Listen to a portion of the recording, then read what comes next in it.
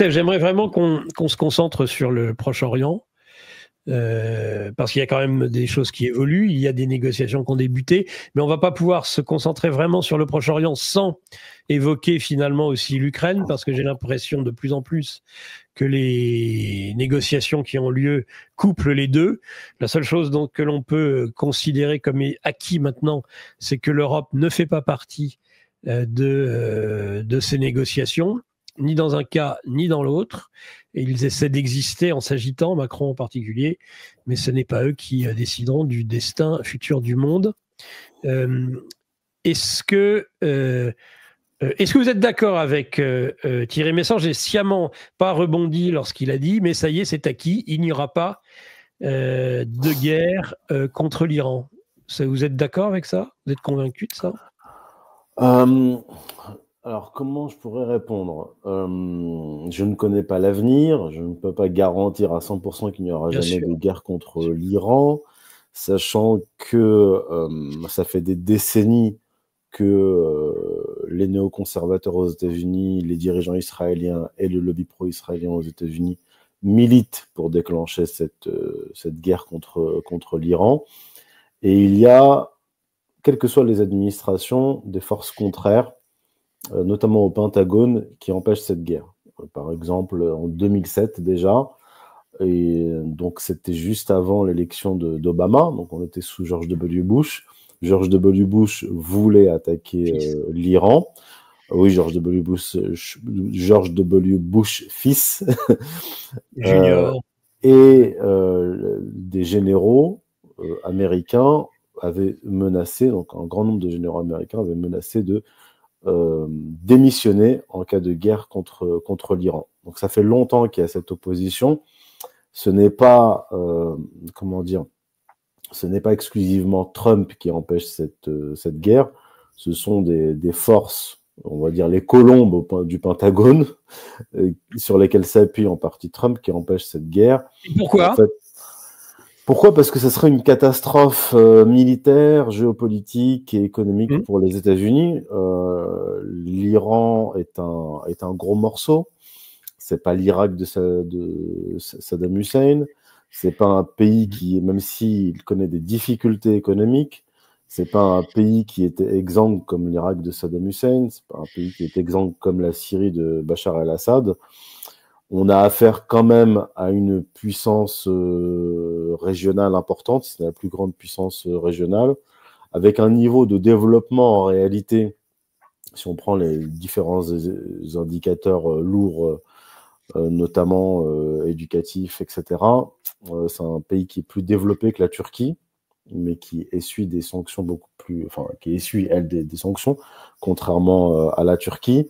C'est un pays qui a une capacité de nuisance extrêmement importante, qu'il n'a pas activée. C'est-à-dire que si les États-Unis attaquent l'Iran, je l'ai déjà dit d'ailleurs à votre antenne, eh bien, les Iraniens sont capables de nuire à l'économie mondiale, de nuire à l'économie occidentale, et de nuire à l'économie américaine. Bloquer le détroit d'Ormuz, ce genre de choses, déjà. Le détroit d'Ormuz, frapper, déjà, ils ont déjà menacé, hein, frapper les champs pétrolifères proche-orientaux. Même en Arabie Saoudite. Même en Arabie Saoudite. C'est pour ça que les Saoudiens, les Émiratis, les Qataris ont annoncé déjà il y a quelques semaines aux Iraniens qu'ils ne laisseraient pas les Américains utiliser leur espace aérien pour frapper l'Iran. Donc on n'est pas du tout dans la même configuration. On a un pays, l'Iran, qui est en capacité, enfin, c'est pas qui est en capacité, qui produit ses propres armes, qui a des missiles hypersoniques. C'est un pays qui n'a pas l'arme nucléaire, mais qui a la capacité technologique de produire des armes nucléaires. Alors, je ne sais pas dans quel délai, mais il y a des spécialistes qui disent qu'en quelques mois, ils peuvent produire des... c'est le seuil. Voilà, c'est un pays dit du seuil, c'est ça. Hein. Voilà. Donc ils sont soutenus par la Russie et la Chine. Donc, il y a un accord de soutien mutuel avec la Russie. S'il y a une attaque contre l'Iran, oui. Dans un premier temps, je ne pense pas que la Russie s'impliquera directement, parce que ça nous entraînerait immédiatement dans une guerre mondiale.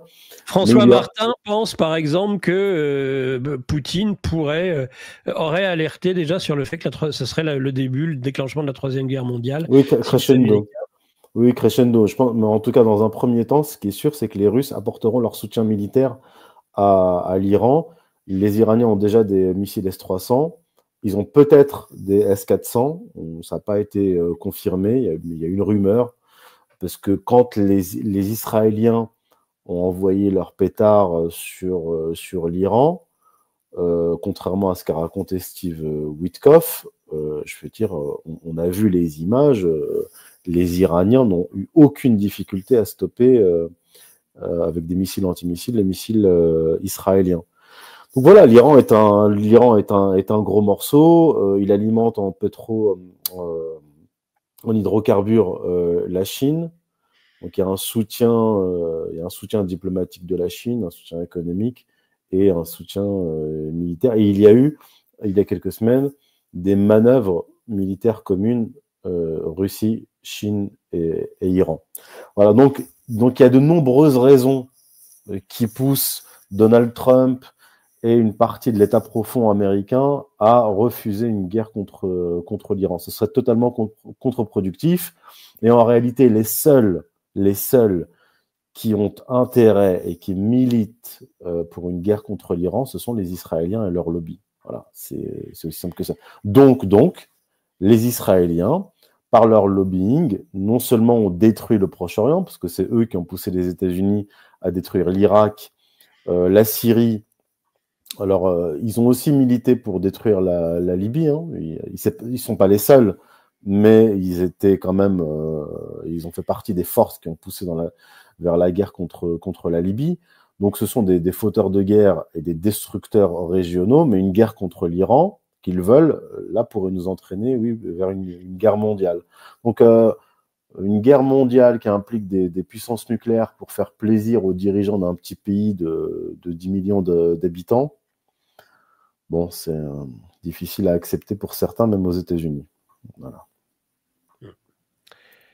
On peut continuer sur ce que disait aussi, et après tout, ça permet, c'est très intéressant de vous avoir, Thierry Messant, et vous ensuite, Youssef Indy. Trump a-t-il réussi à faire en sorte que le projet du Grand Israël tel qu'il est porté par le gouvernement Netanyahou, on va le dire dans son ensemble, soit aujourd'hui au point mort, voire arrêté, et que ce qui était plus aisé avec l'administration Biden, où finalement on se disait en effet que c'était l'Amérique qui devenait le proxy d'Israël et pas l'inverse, eh bien ça au moins aujourd'hui, suite aussi aux échanges qu'ils ont eus, Trump et Netanyahou à Washington, on peut dire que c'est ça aussi, comme le spectre de la guerre avec l'Iran est aujourd'hui limité. Est-ce que ça aussi, c'est en recul, ce Grand Israël? Alors, c'est pas aussi simple que ça. C'est-à-dire que si on prend un cas concret, le cas du cessez-le-feu à Gaza, on voit bien que dans un premier temps, c'est Donald Trump qui a imposé le cessez-le-feu. Ça, c'est indéniable. Il a imposé le 19 janvier, il voulait un cessez-le-feu la veille de son investiture.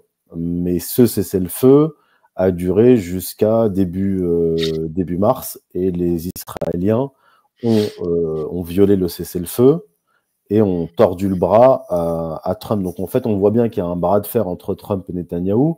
Dans la première manche, Trump a tordu le bras à Netanyahou, mais dans un second temps, Netanyahou lui a tordu le bras. Comment ont-ils fait? En fait, l'administration de Trump négociait directement avec le Hamas en excluant Israël. Il négociait directement. Bon, ça, j'en ai parlé dans une vidéo il y a quelques semaines.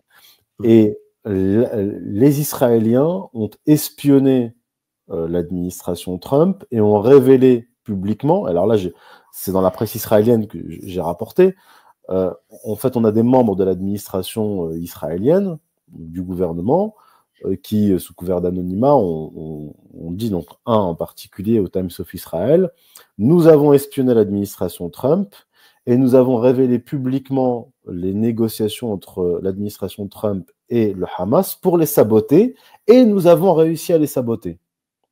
Et donc, ça a mis l'administration Trump et Trump dans l'embarras, et ils ont été obligés de dire oui, oui, nous négocions avec le Hamas, mais c'est pour le bien des otages, etc., etc. Donc, ils ont saboté ces négociations en les révélant, et ils ont repris les hostilités, ils ont repris le génocide à Gaza. Donc, ils ont tordu le bras à Trump. Là, ce qui se passe actuellement, c'est qu'il y a de nouvelles négociations impliquant les Israéliens, le Hamas et le Qatar pour instaurer un nouveau cessez-le-feu avec un échange de prisonniers, etc. Et une des conditions que les Israéliens veulent imposer au Hamas, et y compris Steve Witkoff, l'émissaire de Donald Trump, c'est le désarmement total du Hamas et même que le Hamas accepte de quitter Gaza. Et le Hamas a dit que c'était la ligne rouge. Alors imaginez, enfin, bon, toute considération morale mise de côté. Imaginez que vous êtes une organisation paramilitaire, vous combattez votre ennemi, qui massacre votre peuple à tour de bras, et puis cet ennemi-là vous dit on accepte un cessez-le-feu, mais à condition que vous vous désarmiez complètement. Je veux dire, c'est inacceptable. Parce que si vous vous désarmez, vous perdez votre levier de pression. C'est-à-dire que si vous acceptez cela dans un premier temps, par la suite, vous ne pouvez plus rien négocier. Or, pour imposer cela, il faut que, donc si vous êtes israélien, il faut que vous ayez atteint vos objectifs militaires et que vous ayez vaincu totalement votre ennemi. C'est un peu comme le cas de la Russie face à l'Ukraine. Désarmement de l'Ukraine, neutralisation de l'Ukraine, etc., etc. Ça, c'est un objectif russe. Mais pour atteindre cet objectif, il faut vaincre complètement l'État et l'armée ukrainienne. Or, les Israéliens, qu'est-ce qu'ils nous disent? Ils nous disent eux-mêmes, le Hamas n'est pas vaincu. Ils ont aujourd'hui 40 000 hommes, 40 000 combattants, et 70-75% de leurs tunnels sont toujours opérationnels. Donc, en fait, quand ils demandent cela, quand les Israéliens demandent cela, et quand Steve Witkoff demande cela, donc le désarmement total du Hamas, ils savent très bien que c'est inacceptable. Évidemment. C'est aussi une façon d'empêcher les négociations. Voilà.